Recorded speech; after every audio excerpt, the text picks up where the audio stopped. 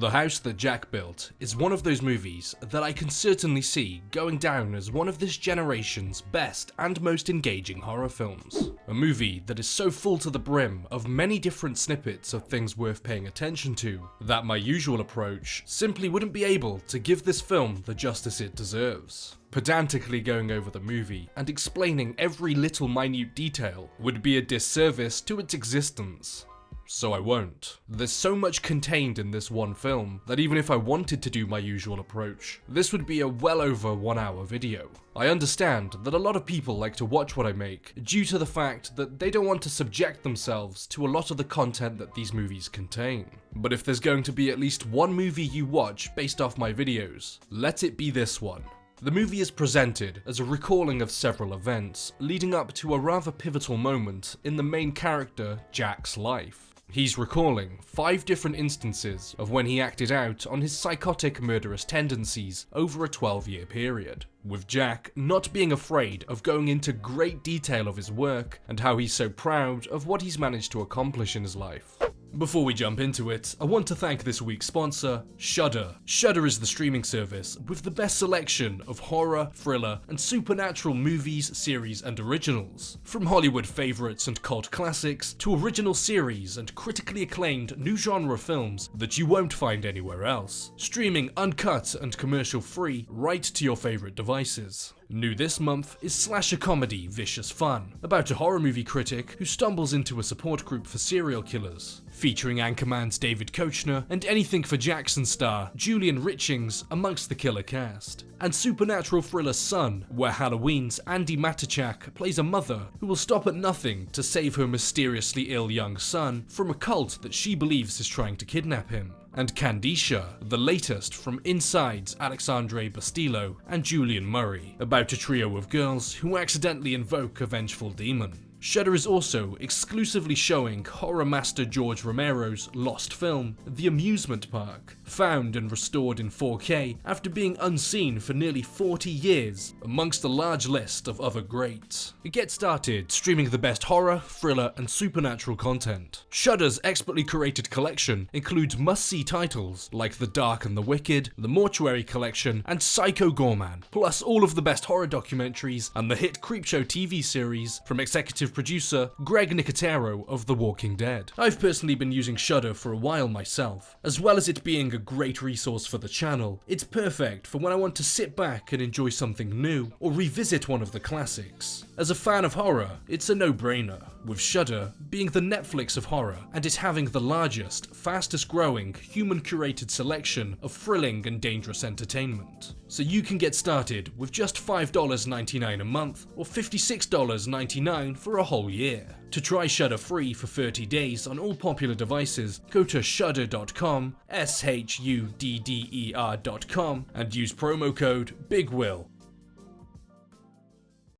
The movie begins with Jack talking to another man named Verge as he begins to explain his stories to him as they're both trudging their way through what sounds like a body of water. Verge gives an indication as to where the pair might be as he proceeds to tell Jack that in the place that he's escorting him through, most people are overwhelmed with the sudden urge to confess to things that they have done in their life. The first incident begins with Jack driving down a secluded wooded road where he comes across a motorist with a flat tire. The woman flags Jack down and begins to attempt to get him to help. Whereas most people who stumble across this situation would be quick to help, or at least very empathetic towards them, Jack responds to the woman in an incredibly disinterested way, as if he couldn't possibly care less about her predicament, and has no intention of doing anything to help her. That is until the woman essentially invites herself into Jack's van in order for him to drive her to a nearby repair shop so she can get her car jack repaired. Reluctant to help, but given no real say in the matter, he begins to drive her the short trip to the repair shop, and during the ride over there, the woman begins to talk about how this man could potentially be a serial killer and how it was pretty dumb of her to get into a vehicle with a complete stranger.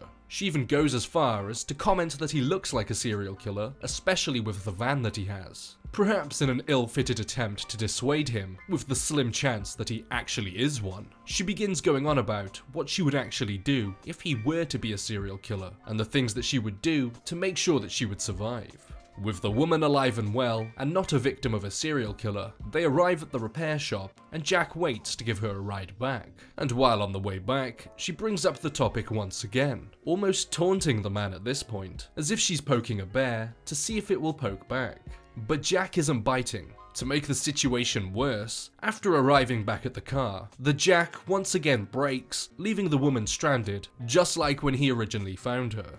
Jack, getting increasingly annoyed at this woman's constant talking, he agrees to drive her back to the repair shop one final time. But once again, she brings up the topic of him being a serial killer, but this time for the final time. Jack reaches his breaking point with the woman after she makes the mistake of telling him that you couldn't possibly be a serial killer, you're too much of a wimp, causing Jack to slam on the brakes, stare down in a brief moment of hesitation, and before then grabbing the Jack that's been giving them so much trouble and brutally caving her skull in with it. The thing is, it would seem that in this instance, Jack actually had no intention of taking this woman's life. Unlike what she said, he is indeed a serial killer, and he knows what he's doing. It's just that there were many opportunities beforehand that he could have acted on, long before the incident that resulted in her death. It almost seemed that he was just attempting to go about his normal day with no want or desire to kill this woman. It just so happened that he ended up in a situation where she needed his help. And although not overly enthusiastic about doing so, he did attempt to help her with her problem. It's just that he's got a bit of a temper, and when enough is enough, well, it's enough. We learn that through narration by Jack and Verge, that Jack is indeed an engineer by trade, but has always dreamt of being an architect, due to that being where his real passion lays. He explains before the incident with the woman that he had purchased a piece of land where he had intended to build his dream home. But unfortunately for Jack, he suffers from OCD and other compulsion disorders, meaning that time and time again, throughout the whole 12-year period that this movie takes place in, he is building, demolishing, and rebuilding said house, but it is never quite right. The OCD that he mentions leads on to the second incident, in which it would play a big role in. One day, Jack is following a lone woman home. He knocks on her door and rather awkwardly attempts to pose as a police officer. Smartly, the woman refuses to let this strange man without a badge into her home, but after several minutes of babbling from Jack, in an attempt to win this woman's trust, he learns that she is a widow, causing him to switch up his story to him actually being an insurance agent, and with one simple phone call, he has the power to double her pension, putting an end to all of her troubles and worries. Jack has the ability to put an end to all of her troubles and worries, but unfortunately, it's not in the way that she believes. Eventually, after making a fool of himself on her doorstep, she agrees to let him in, where almost in an instant, Jack's entire mood and demeanor changes. He is no longer that happy, bubbly insurance agent. He's an angry, offended, dangerous man, embarrassed by the fact that he was forced to stand on her doorstep, exposing himself for the whole world to see. The woman quickly realizes the mistake that she's made and attempts to back out of the house, but he pounces on her, drags her to the floor, and proceeds to strangle her to death. Well, at least he thinks he strangles her to death. That is, until she regains consciousness and attempts to get away, while clearly barely able to breathe. Jack then rather strangely begins to show some kind of empathy or remorse for the woman, upset and weeping due to what he's done. Perhaps he feels bad that she's suffering. But I doubt it. Probably because it didn't play out the way that he wanted to. She attempts to flee once more, resulting in Jack wrapping his hands around her neck and finishing her off by plunging his knife into her heart. We then get to see another reason as to why it is that Jack does what he does. It's not just because he enjoys killing. He fancies himself as some kind of artist. He poses the bodies of the people he's killed and then proceeds to take multiple photos of them in different positions with his handheld camera. He drags the corpse out of the house and into his van, but due to his OCD condition, Jack finds it extremely difficult to leave the scene of the crime and can't help but re-enter the property multiple times to wipe down areas that he's already cleaned because he keeps getting visions of blood splatters. Of course there is none, and all that Jack is doing is putting himself in further danger, which is exactly what happens, as when he is finally about to leave, he notices a police officer enter the area and begin to look around. He quickly pulls the body out of the van and hides it in a nearby bush, so when the police officer approaches and asks to check the van, there's nothing to find. Jack begins to inform the officer that there's more pressing issues at hand than a simple break-in. the owner of the house, Claire, is missing. After an incredibly uncomfortable, awkward, and downright incriminating interaction with the officer, Jack quickly attaches the body to the back of the vehicle and drives off down the road as the corpse follows behind with its face grinding into the concrete, leaving a gruesome trail of blood and brain matter right back to Jack's walk-in freezer where he stores his bodies. After arriving and noticing the grisly trail that he's left behind, in an extreme stroke of luck, it begins to heavily rain. After bringing the body inside and flipping it over, it becomes apparent that this woman no longer has a face. It's been completely grinded off, leaving nothing but a gaping hole and exposed brain. Between incident 2 and 3, Jack tells another tale of how with each murder he has committed, his OCD became just that little bit more bearable, with it eventually getting to the point where it allowed for him to take great risks. Multiple great risks, in fact. He strangles a woman to death in her apartment, takes the pictures like he likes to do, followed by him carrying the corpse back to his van in potentially clear view of everybody in the area. After bringing her back to his freezer and developing said photos, he discovers that they're not up to his standards. So to rectify this, he retrieves the frozen corpse, loads it into his van, and drives it back to the scene of the murder to retake the photos. However, on the way back, he passes an old woman walking on the side of the road and is overcome with the strong urge to run down this little old lady. So he does, and collects her corpse too. Now in possession of both bodies, he takes them back to the apartment and begins to take multiple photos of them in different dehumanizing positions, with Jack even stating at one point that he found it comical. After that story, and a talk about family with Verge, he begins to explain that how the concept of family inspired his next project. We see Jack alongside a woman and her 2 young sons as he's taking them out into the woods to learn how to shoot guns. And yes, this is going exactly where you think it's going. Rather morbidly and quite unsettling, it would appear that Jack is genuinely bonding with these boys, acting as if he's a father figure for them as he teaches the boys about weapons and the act of hunting. He's incredibly friendly and calm with the boys, almost as if he actually cares about them. He doesn't. It cuts to a shot of the woman and her boys, petrified, huddling together behind a dirt pile, as we see Jack up in a rifle tower without a single care in the world as he begins to look into the scope of the rifle, aim it at the boy, and pull the trigger. In the aftermath of the killing, the other boy makes his head visible, and without an ounce of hesitation, Jack takes that shot too. And depending on which version of the movie you watch, that'll dictate how much of this scene you actually get to see. If you watch the uncut version of this, you see this scene in its entirety. You see it all play out, plain as day, right before you. The bullets leaving the gun, and the bullets hitting their target. We then see Jack, the surviving shocked and grieving mother, along with the bodies of her boys, all sitting together at a picnic, where Jack then forces the mother to feed her dead son, and before he then proceeds to ask her what her favourite number is. She tells him that it's 12, and upon hearing this, Jack tells her not to worry, as he'll look after the boys, and then he begins to count to 12. Once he reaches 12, he takes his shot, hitting her, walks over to the still alive but dying woman, and finishes her off. In a way, Jack is incredibly proud of all of the things that he's accomplished. Those things being the killing of other human beings. But one thing that he's never quite managed to get right is the building of his house. By this point, we've seen it go through multiple iterations, with each and every one ultimately being torn down in an effort to start it all over again. But eventually, Jack finally decides on the right material for his home, in the words that he gives it, the divine material. From what we learn about Jack, he seems to be far more than simply an opportunistic killer. It's almost as if he enjoys putting himself into situations which results in his victims getting close to him and trusting him, as evident with the family before. But the 4th incident is also a similar tale.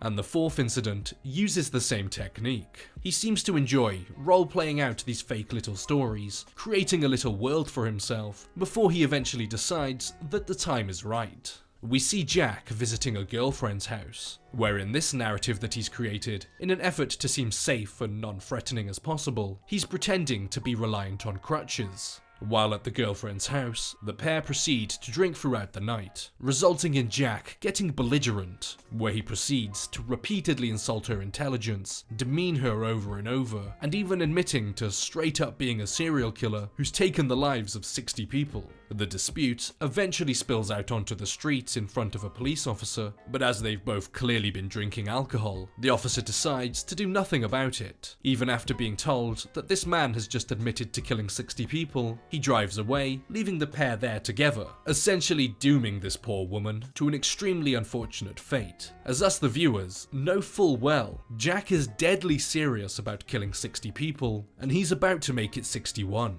After they both re-enter the apartment, Jack locks the door and cuts the phone line, trapping the woman inside. Jack stands up without the aid of his crutches, and just like previously, his demeanor completely changes, resulting in the woman coming to the sad realization her supposed lover and boyfriend is indeed the serial killer that's been terrorizing the area. He allows her to scream for help over and over, even joining in with her at one point, and letting her scream out of the window at the top of her lungs. But Jack knows that nobody is coming to help. Clearly neighbors have heard the screaming, but he knows full well that in this area, help certainly isn't coming anytime soon. He restrains the woman to a radiator, where he then proceeds to rather morbidly allow the woman to choose the knife that he'll be using to end her. Except he isn't really letting her choose, and he's the one controlling her movements. This is nothing more than a fun game to him. He views the human life directly in front of him as nothing more than a simple plaything, purely for his own sadistic and disturbed pleasure.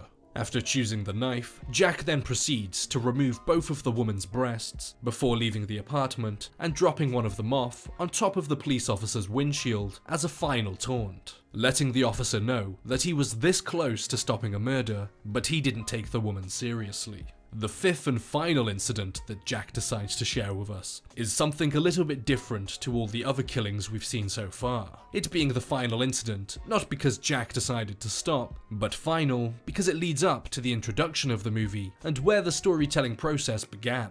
Jack has kidnapped multiple men, taking them into his freezer and forcefully attaching them to some kind of device that holds them down in place. Jack begins to explain to his freezing captives that during the events of World War II, the Germans experimented with different execution methods in an effort to save ammunition. They devised a plan to see how many men they could execute with one single bullet. And with Jack, being intrigued by this simply isn't enough. He needs to put it to the test to discover the outcome for himself. But as he's mere seconds away from doing it, one of the captive men point out to Jack that he in fact has the wrong type of ammunition and it isn't Full Metal Jacket like Jack believes. Upon realizing this, Jack leaves the men in an attempt to head back out and purchase some more ammunition. After not being allowed to purchase the ammunition, and with the shopkeeper acting incredibly nervous, Jack decides to visit a hunting friend to get some from him. But upon entering the man's home, Jack is greeted with the barrel of a gun and is informed that the police paid him and their shopkeeper friend a visit yesterday and that they believe Jack is responsible for a robbery. Nothing to do with the over 60 murders the man has committed.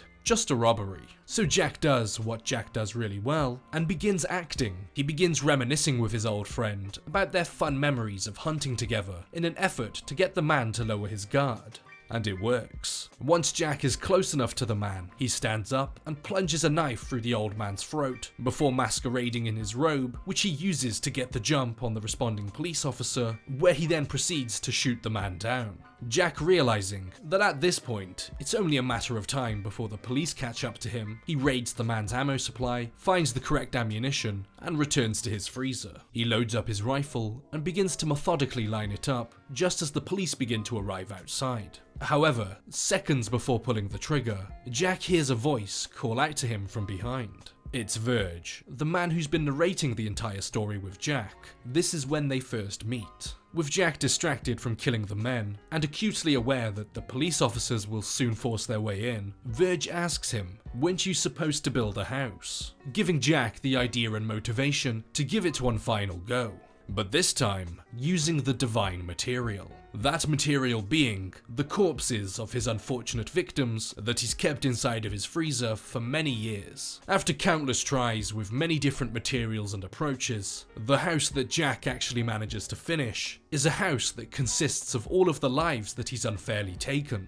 After admiring his creation and basking in the fact that his vision is finally complete, he turns around to notice Verge entering a hole beneath the house that wasn't there before. After entering the mysterious hole, we learn that Jack and Verge are now standing in the exact same water source from the beginning of the movie, with them even beginning to repeat the same dialogue.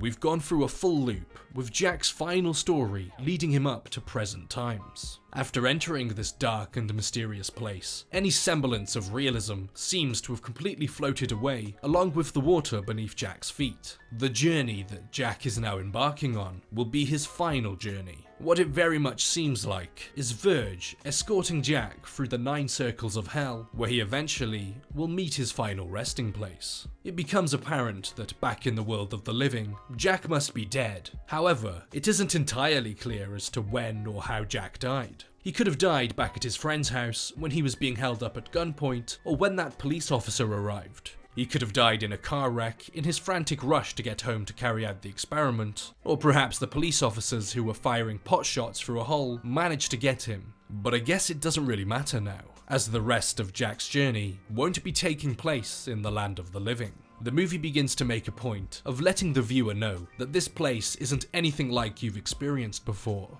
This bizarre and otherworldly place is depicted in a myriad of different visual styles. From full CG set pieces, to up close and personal found footage filming, to surreal shots of thousands of damned souls, to rivers of blood and painting-esque set pieces. After an undisclosed amount of time, they eventually reach the deepest depths of hell. Not the resting place that Verge has in mind for Jack, he just thought it appropriate to let him see it. However, at this location contains an old broken down bridge, which happens to overlook the darkest, deepest depths that hell has to offer. And on the other side of that bridge is, well, freedom.